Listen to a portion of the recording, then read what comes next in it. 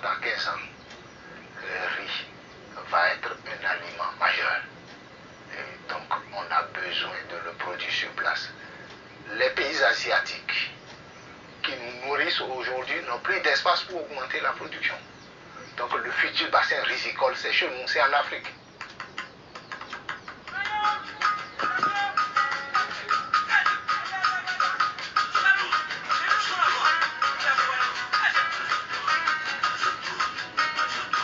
Au Bénin, comme dans la plupart des États d'Afrique de l'Ouest, le riz est en train de devenir l'un des aliments les plus consommés.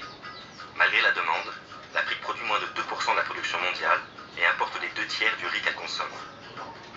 À l'instar de ses voisins nigérians et togolais, le Bénin bénéficie de conditions naturelles et humaines suffisantes pour satisfaire la demande du marché local.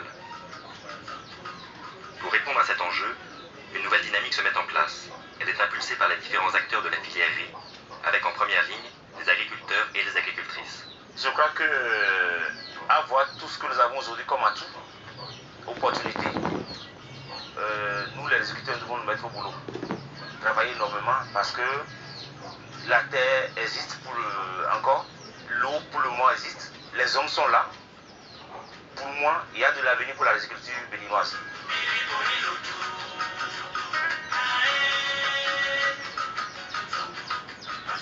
C'est vrai qu'il y a un dicton qui dit l'union fait la force.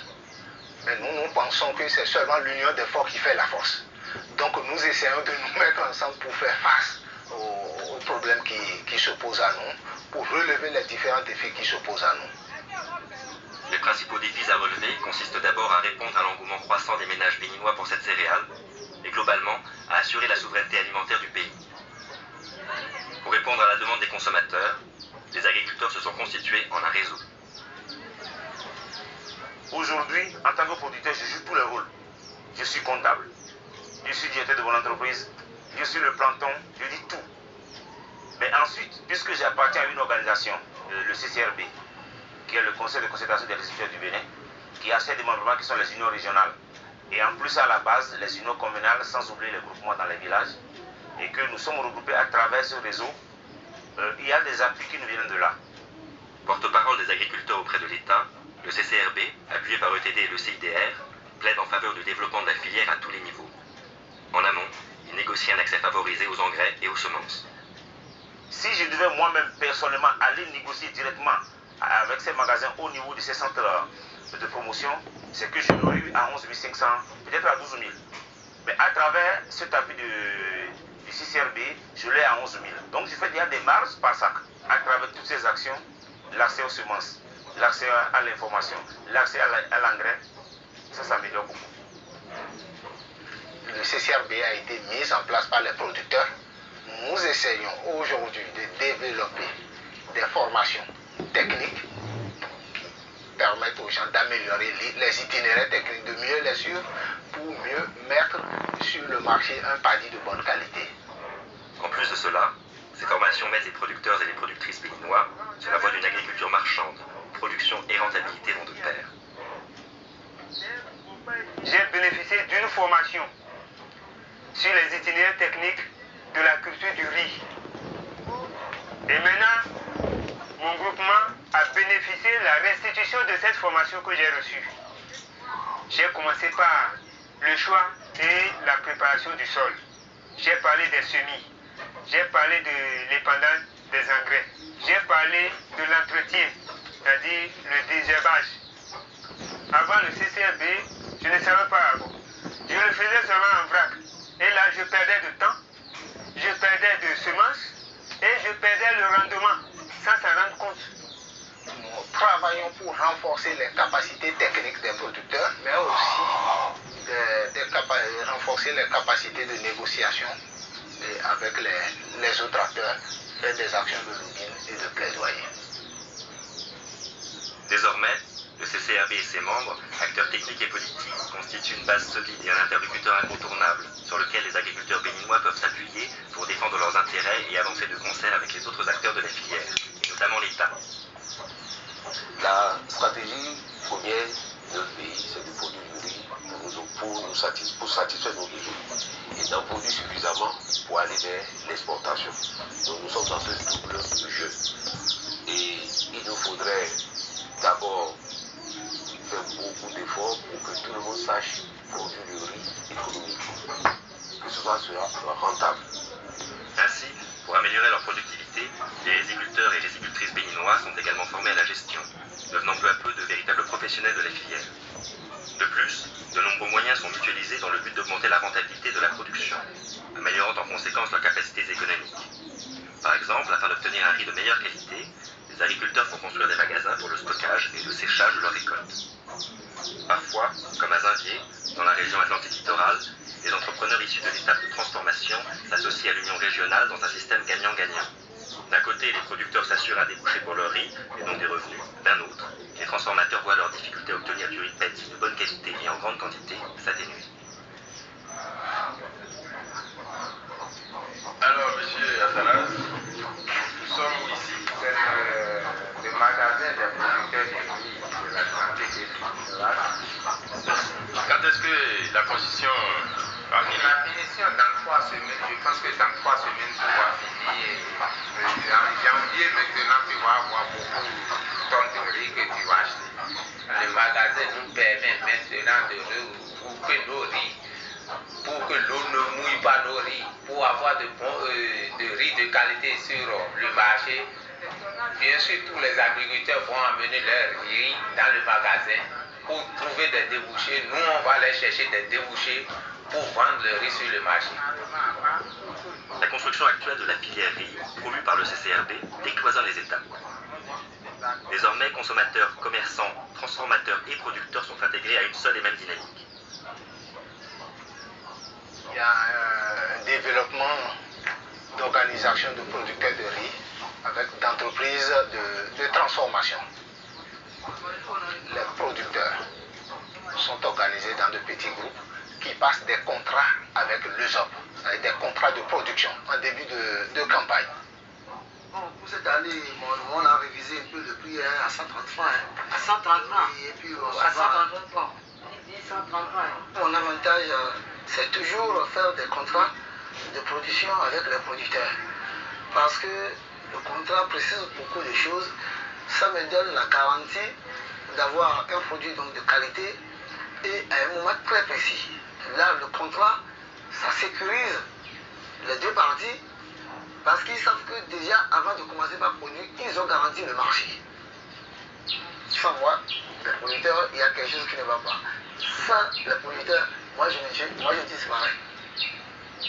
Voilà. Nous essayons aujourd'hui de créer une certaine complicité, une solidarité entre transformateurs et producteurs. Une solidarité qui va au-delà de l'argent où nous comprenons que nous sommes tous embarqués dans une même pirogue. Soit nous arrivons à destination ensemble ou nous nous noyons ensemble. Et cette idée où nous sommes vraiment embarqués ensemble fait qu'on essaie de s'entraider, de se soutenir pour que les actions vivent. C'est important, c'est un des grands axes de travail pour l'avenir. Non, mais le contrat était clair, on peut bien préciser parce que voilà. Vous n'aurez même pas de déchets dedans. D'accord. Merci beaucoup, M. Colbert. Merci. Merci beaucoup. Et alors, donc, après le contrat avec les producteurs, ils me livrent le riz, je démarre les opérations de transformation. Et quelles sont les étapes?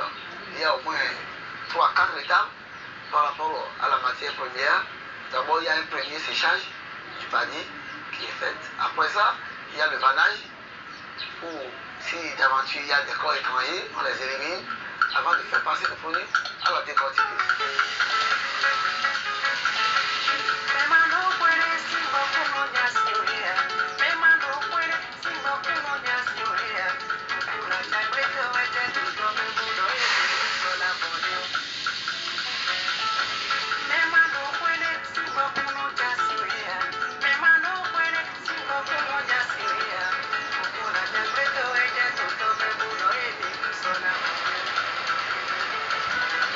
Alors ce riz blanc, c'est un produit, il devient un produit semi-fini.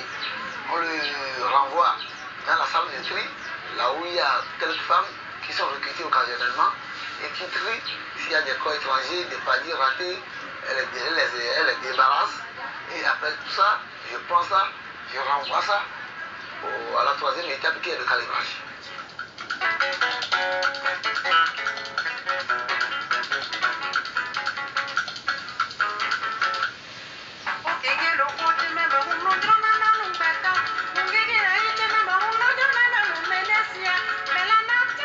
Après le calibrage, la quatrième étape, on va au conditionnement.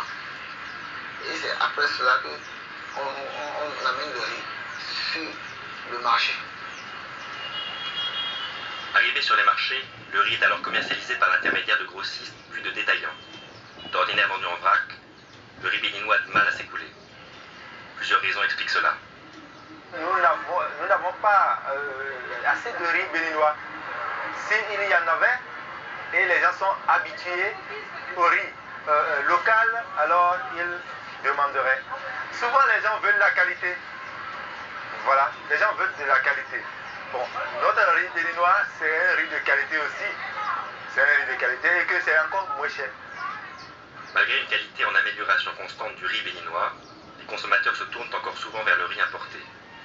Vous ne trouvez facilement que le riz importé. Mais pourquoi? Il y a question de prix. Il y a question de dumping au niveau de ceux des pays qui ont déjà la tradition du riz. Et il y a un problème très important, c'est la qualité du riz. Personne aujourd'hui dans nos ménages, nos femmes n'ont plus le temps de faire le tri avant d'aller à la cuisson. Tout le monde veut avoir du riz directement à la cuisson. Alors si dans nos efforts de faire produire du riz dans nos zones rizicoles, nous n'arrivons pas à y mettre plus de doses dans la qualité du riz, le riz ne sera le riz dit local, tel que je n'aime souvent pas utiliser, ne sera pas recherché en premier. Les gens aiment le riz importé parce que le riz importé est médiatisé et le riz local, ça vient de sortir il n'y a pas longtemps. Et puis, il n'y a pas encore de publicité pour ça.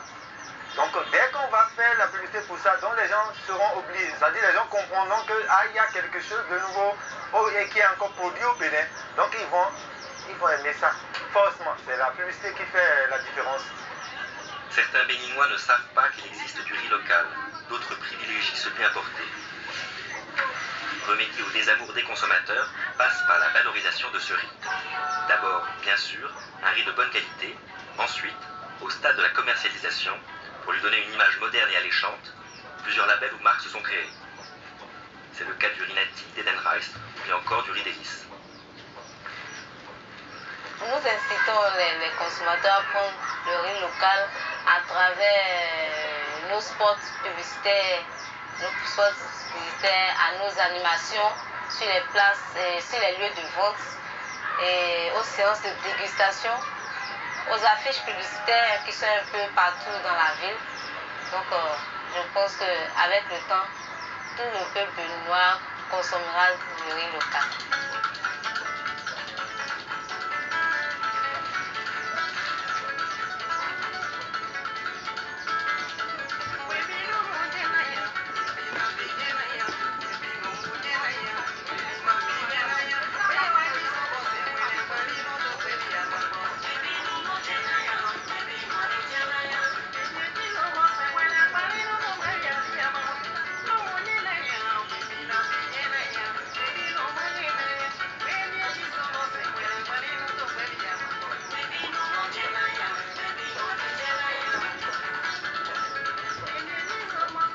Siméon Koudia, restaurateur. Lorsqu'un client commande du riz importé, c'est vrai, on arrive à le convaincre pour qu'il consomme du riz local, mais ce n'est pas aussi souvent facile. Et à ce niveau-là, qu'est-ce qu'il exige? Il dit, dans la préparation, alors vous faites mi-local, mi-importé, pour permettre quand même à ses amis également qu'ils ne soient pas habitués à ce genre de